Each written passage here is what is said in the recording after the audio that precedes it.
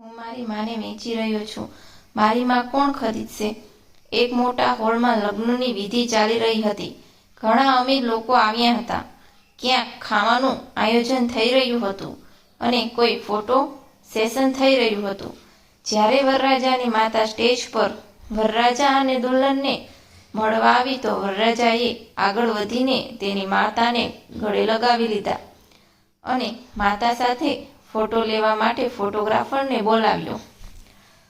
દુલ્હનને વરની માતા જરા પણ પસંદ ન હતી અને દુલ્હનને તે બિલકુલ પસંદ ન આવ્યું કે વરરાજા તેની માતાને આ રીતે તેની સાથે ફોટો પડાવવા માટે બોલાવે.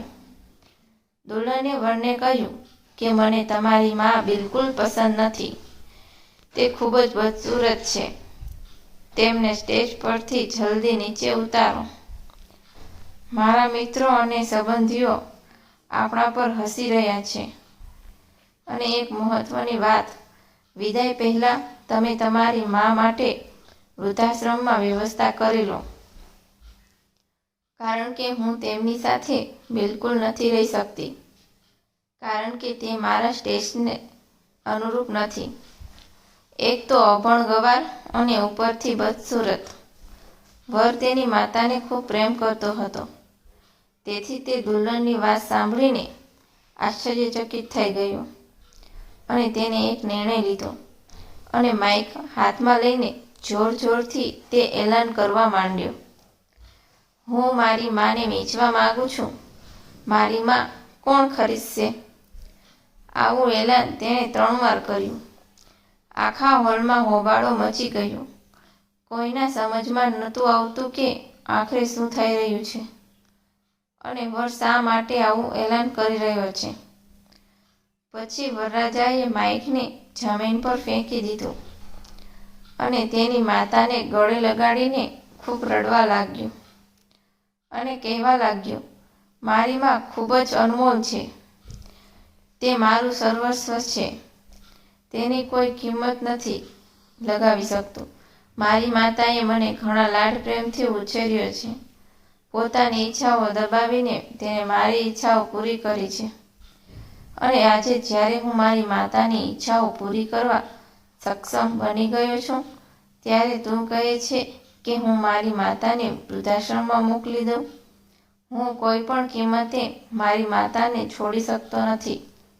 અને બધાની સામે હું આ એલાન કરું છું કે મને મારી પત્ની બિલકુલ પસંદ નથી.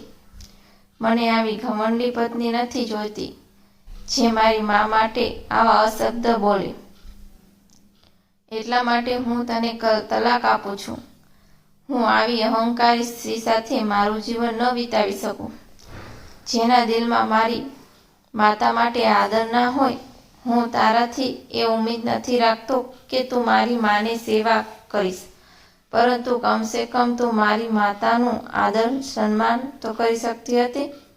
હું નથી ચાહતો કે તારા લીધે મારી મા લોકોની સામે અપમાનિત થતી રહે. એટલે આજથી તારો અને મારો રસ્તો અલગ. હોલમાં હાજર બધા લોકો આશ્ચર્યચકિત થઈ ગયા કે વરરાજાએ તેની માતા માટે લગ્નના દિવસે જ તેની પત્નીને તલાક આપી દીધું. વાર્તા અહીં પૂરી થતી નથી. હોલમાં હાજર એક વ્યક્તિને છોકરાની આ વાત ખૂબ જ પસંદ આવી કે તે તેની માને કેટલો પ્રેમ કરે છે અને તેની માનો કેટલો આદર કરે છે કે તેમની વિરુદ્ધ કોઈ પણ અપશબ્દ નથી સાંભળી શકતો.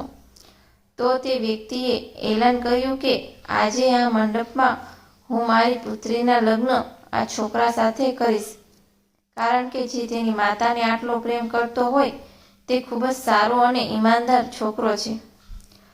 કોઈ આનાથી સારું હોઈ શકે છે? એ જ મંડપ